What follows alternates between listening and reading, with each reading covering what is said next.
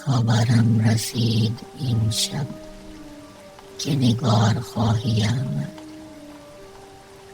خبرم رسید این شب که نگار خواهی آمد.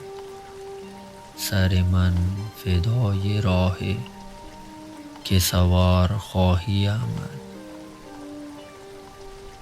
به لبم رسید جانم تو بیا که زنده مانم. پس از آن که من نمانم به چه کار خواهی آمد.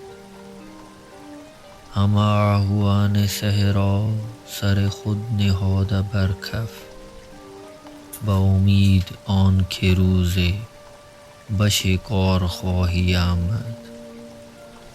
به یکم دن ربودی دل و دین و جان خسرو، چه شود اگر بدین سو دو سه بار خواهی آمد. خبرم رسید امشب که نگار خواهی آمد.